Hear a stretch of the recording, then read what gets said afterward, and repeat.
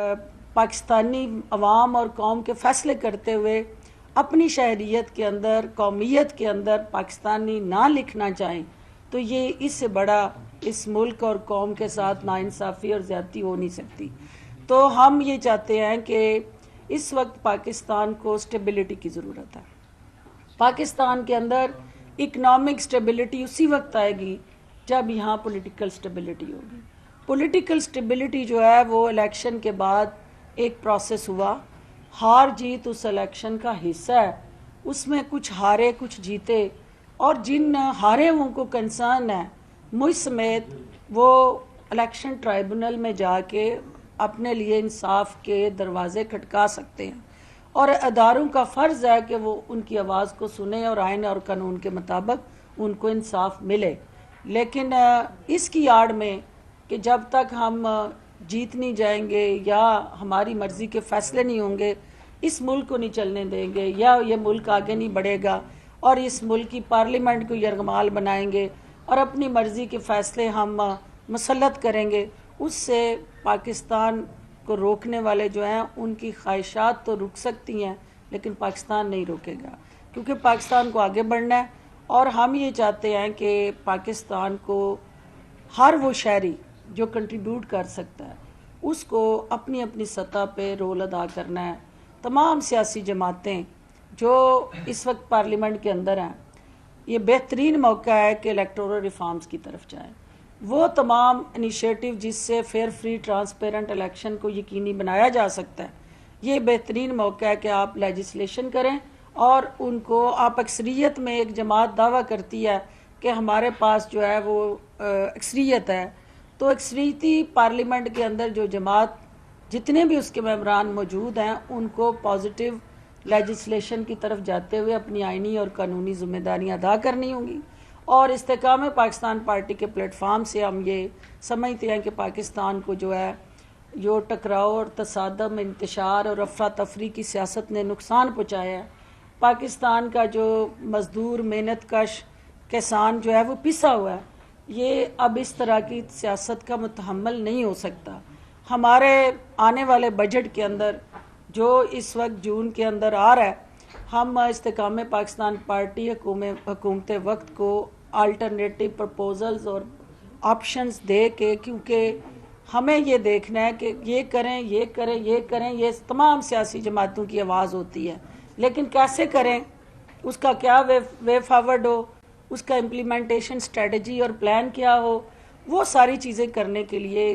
एक जमात को proper alternative road map देना होगा। और इस्तेकाम पाकिस्तान पार्टी एक अल्टरनेटिव रोड मैप जहाँ पे हम गरीब की, मेहनत कश मज़दूर की मुश्किलात कम कर सकते हैं, उसमें हिस्सादार बनने जा रही है। मैं आखिर में, चूँकि एक बॉर्डर एरिया से मेरा ताल्लुक़ है, मेरा हल्का बॉर्डर पे है और मैं देखती हूँ कि 24 घंटे इस तपती धूप के अंदर, बरसती बारिश के अंदर, हर तरह के माहौल और हालात के अंदर मेरे वो फ़ौजी जवान जो हैं उन सरहदों पे पहरा दे रहे हैं। मेरे नज़रियाती और सरहदी महाफ़िज़ जो हैं वो पाकिस्तान की जंग लड़ रहे हैं,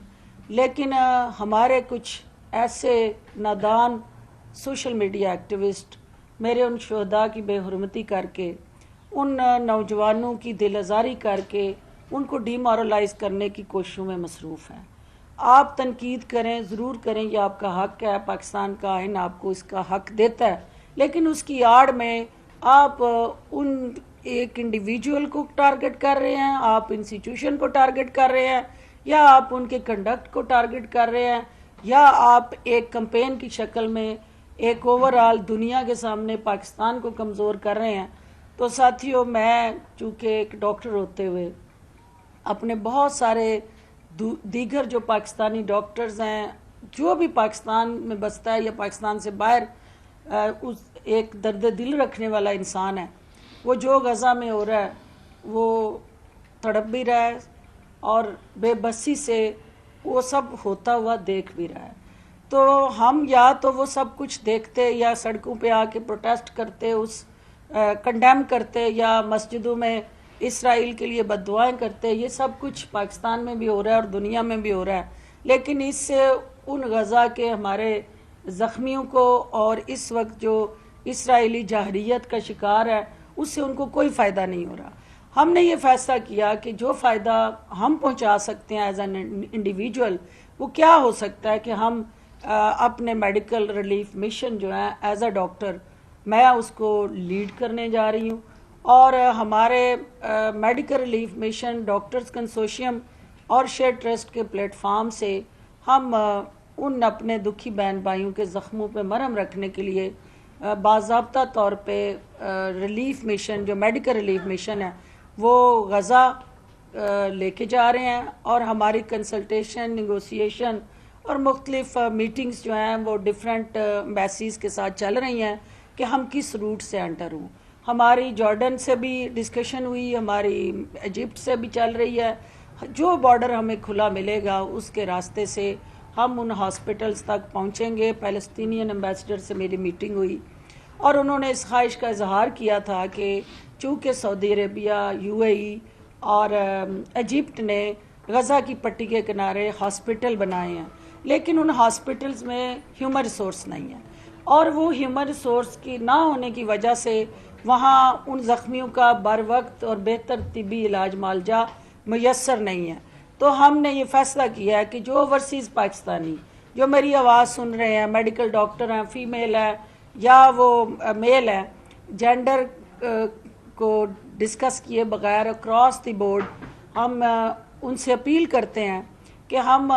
ڈاکٹرز کنسورشیم کے پلیٹ فارم سے آپ کو ویب سائٹس پہ, سوشل میڈیا ہمارے پیج سے اور دیگر جو سوشل میڈیا کمیونیکیشن ٹولز ہیں ان کے ذریعے آپ کو ایکسیس دے رہے ہیں کہ آپ رجسٹر کریں اپنے آپ کو. اور یہ total non political, a political اور نان گورنمنٹل انیشیٹو ہے. اس کے اندر نہ کوئی جماعت ہے اور نہ کوئی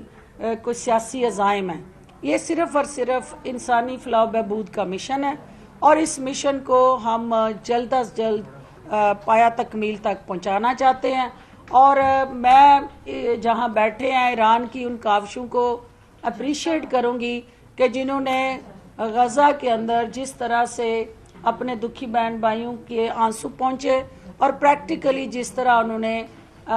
وہاں اسرائیلی جارحیت کو للکار کر پریکٹیکلی ایسے اقدامات اٹھائے جس سے مسلم امہ جو ہے اس کے سر فخر سے بلند ہوئے. اور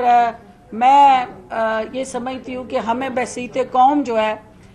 ہر پاکستانی جو ہے کچھ کرنا چاہتا ہے. ہر پاکستانی ان معصوم بچوں کا بہتا ہوا جو خون ہے اس پہ آنسو بہاتا ہے لیکن اس کی کنیکٹیوٹی یا نیٹ ورکنگ ایسی نہیں ہے کہ وہ وہاں تک جا سکے یا کنٹریبیوٹ کر سکے. تو ہم اس کے لیے ایک لائے عمل لے کے سامنے آ رہے ہیں اور انشاءاللہ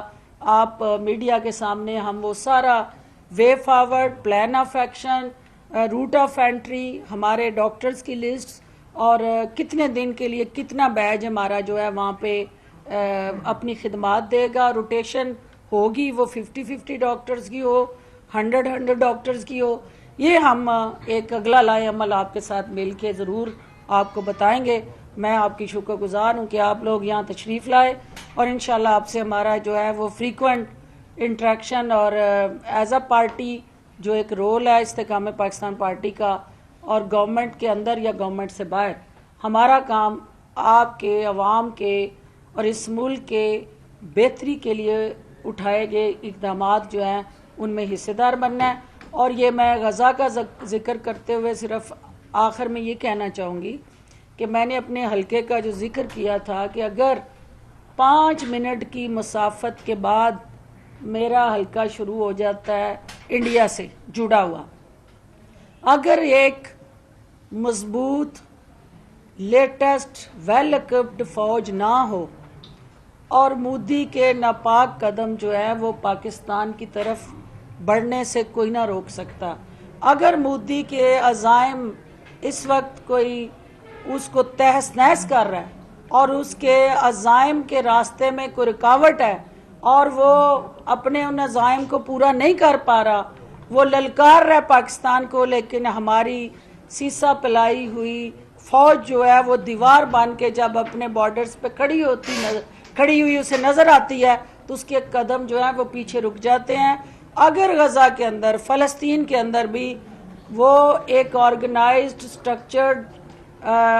کوئی ایسا ادارہ ہوتا، کوئی فوج ہوتی، کوئی نیشنل سیکیورٹی اپریٹس ہوتا، تو پھر کبھی بھی اسرائیل اس طرح سے دندناتا ہوا ان نہتے شہریوں پہ حملہ آور نہ ہوتا۔ تو یہ آنکھیں کھولنے کے لیے کافی ہیں کہ جو اپنی فوج کو گالی دے کے، اپنی فوج کو برا بھلا کہہ کے وہ یہ سمجھتے ہیں کہ سوشل میڈیا پہ لائکس مل جائیں گی، میری ویڈیو وائرل ہو جائے گی، یا مجھے زیادہ جو ہے وہ ویورشپ مل جائے گی، تو وہ نادان دوست یہ سمجھ لیں کہ ان کا وجود اس ملک کے ساتھ جڑا ہے۔ اگر یہ ملک ہے تو اس کی شناخت ہے۔ وہ لوگ افواج پاکستان کا نام مٹانے نہیں نکلے، وہ اپنی شناخت کو مٹانے کے لیے کسی سازش کا حصہ بن رہے ہیں، تو ان سازشوں کو سمجھیں اور اپنے اداروں کے ہاتھ مضبوط کریں۔ اسی سے پاکستان نے مضبوط ہونا ہے، اسی سے پاکستان نے آگے بڑھنا ہے، اور اسی سے پاکستان نے ترقی کرنی ہے۔ آپ کا بہت شکریہ۔ یہ بتائیں کہ یہ آپ نے بات کیا الیکشن ریفارمز کی اور قانون سازی کے حوالے سے، تو کیا اس حوالے سے اپوزیشن سے بھی بات ہونی چاہیے اور بانی تحریک انصاف سے بھی بات ہونی چاہیے الیکشن ریفارمز کے حوالے سے؟ دیکھیں بیسیکلی جو ہے وہ پارلیمنٹ کے اندر کوئی بھی جماعت آ جاتی ہے تو وہ پارلیمنٹ سٹرکچر اور سسٹم کا حصہ بن جاتی ہے۔ جتنی آپ کی سٹینڈنگ کمیٹیز ہیں اس میں آپ کی جس جماعت کا نام لے رہے ہیں وہ اس کے اندر اس کے ممبران حصے دار ہیں۔ جو وہاں پہ لیجسلیٹو کمیٹی ہے یا لیگل کمیٹی ہے یا پارلیمنٹری جو جتنی بھی آپ کی بلز یا کال اٹینشن یا کوئی بھی نوٹس جو ہے وہ کرنا ہے کسی بھی ممبر نے، تو وہ جماعت کا ایکول اتنا ہی رائٹ ہے کیونکہ وہ پارلیمنٹ کا حصہ ہے۔ تو کیوں نہیں بھی ہر جماعت جو پارلیمنٹ کے اندر بیٹھی ہے اس کو پارلیمانی جمہوریت کو مضبوط کرنے کے لیے جہاں جہاں رول ادا کرنا پڑے اس کو کرنا چاہیے۔ اور یہ تو اسپیکر نیشنل اسمبلی کا کام ہے کہ وہ سب کو آن بورڈ لیں اور آگے بڑھیں، اور پیچھے دیکھنے کی بجائے پیچھے سوائے تلخیوں کے اور سوائے نفرت کے کچھ نظر نہیں آئے گا۔ آگے دیکھیں تو پاکستان کا ایک درخشاں روشن مستقبل ہے، سب مل کے اس میں حصہ ڈالیں۔ بہت شکریہ۔